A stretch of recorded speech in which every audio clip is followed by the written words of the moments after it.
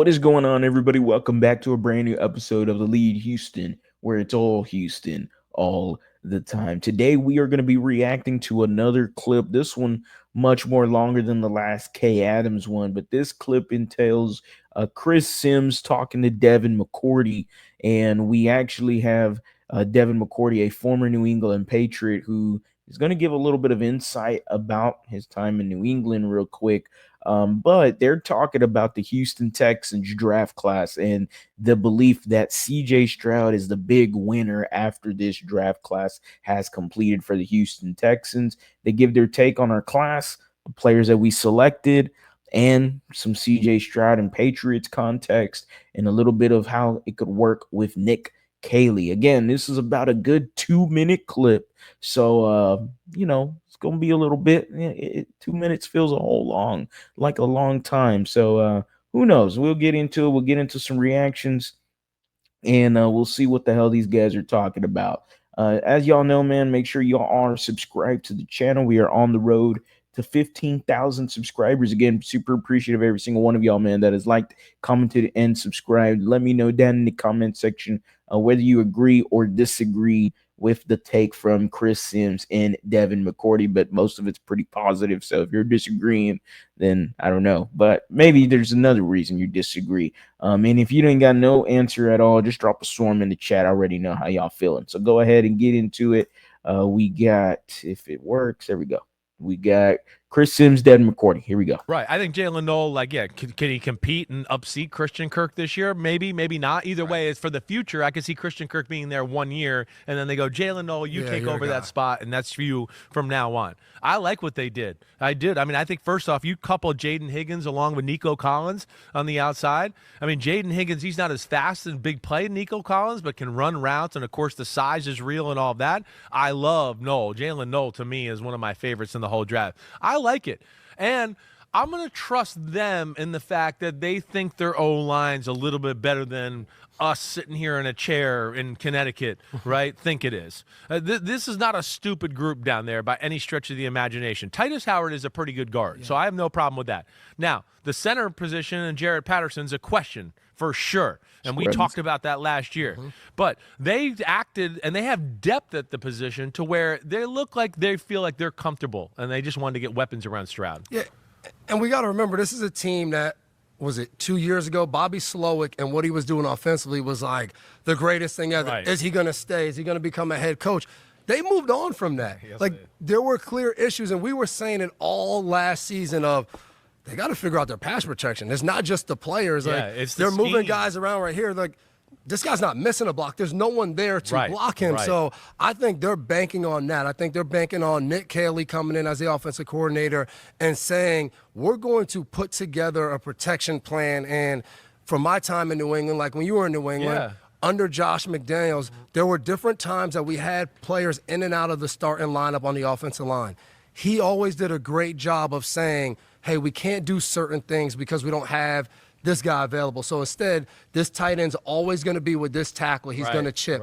Or we're going to slide the protection this way to protect this guard. And, hey, we're going to leave you one-on-one backside as this tackle. Like, he did things like that. And I think Nick Caley comes from that. And then you pair what he was able to learn from Sean McVay over the last year or two in the Rams. I think their offensive plan is going to be better. And I think it's going to be based on fitting who they have on the offensive line, not just who you have at receiver and running back. I think that's what people forget. Agreed. You have to think about the offensive line. All right, so that's the end of the clip right there. And I think there's a lot of good points made, actually, that I've kind of forgotten from the regular season that ended.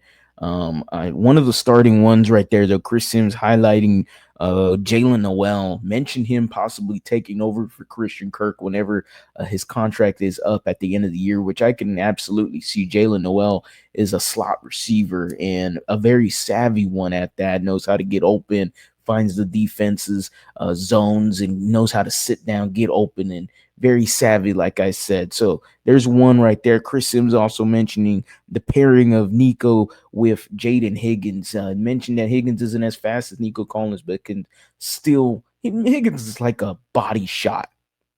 just a body blow, body shot. The 5 to 10, the 15 yards gains from CJ Stroud and him. So that's what I could be seeing a whole lot with. The one point where I'm going, Chris Sims mentioned trust. He trusts the Texans with their O line. Now they both highlighted that the Texans, the pass protection last year was horrible, and as we all know, we saw it firsthand. It was not good. The O line isn't good, but he said that they're going to trust them with their O line because we're not a bunch of dummies. Which I will say, the Texans are not a bunch of dummies, and I do believe that trusting them with their offensive line is a whole lot to ask. It is a whole lot to ask Nick Caley and Cole Popovich. Like, these two guys are going to be the reasons why the offensive line is going to be a whole lot better. But they made some great points in that because preparation is the biggest thing. And Devin McCourty mentioned uh, with Josh McDaniels, and Nick Caley worked with him in New England. He mentioned with Josh McDaniels, we're going to put a protection plan because they had shifting offensive linemen. Different guys were in and out. He talked about a tackle being with a tight end, and he's always going to be with that tight end. That way he can help him chip and help him out a lot. That's just preparation. And that is something we didn't see with Bobby Slowick. I thought we were going to get more of that in year two. We saw a good glimpse of it with the Pittsburgh Steelers game 2 years ago. That was J.J. Watt's Ring of Honor tribute day. And we saw an offensive line that had Austin Deculus as a starter give up 0 sacks in that game. And then you fast forward to this previous year, and you had guys that weren't just missing assignments. They just weren't blocking nobody, as they said. And the Houston Texans are going to be banking that preparation and just guys that know their damn job. Nick Caley knows how to do the job. Cole Popovich knows how to do the job. That's going to prevail, and they're going to get back to what they were doing and rocking and rolling 2 years ago, year one, with CJ Stroud doing his thing as a rookie. That's what we want to see as Texans fans. We want to see them attack vertically. We want to see CJ Stroud play more freely, and he is doing his thing, and we can do the best of both worlds because now you have a run game in Joe Mixon, and you add that into the mix. There's a lot of good points that honestly I forgot about with Bobby Slowick. When the offensive line, I know everybody is so worried that they didn't draft offensive linemen, but this is a reason why the Houston Texans probably didn't look at the offensive line class and went, man, we're not going to go super crazy with the O-line. We're going to take one for sure. And they traded up for one in Ariante Ursary, but they are believing that the scheme and the guys that they have hired in place is going to help. They're going to be better prepared. They're going to have a plan, and they have something in motion to help this offensive line where they're not confused, they're not lost, and they don't look like just some traffic cones out there that was trying to block the defense. It was horrible last year. So the clip did make me more confident about the offensive line. I am not going to lie. They talked about weapons around CJ Stroud. There was clear issues with Bobby Slowick.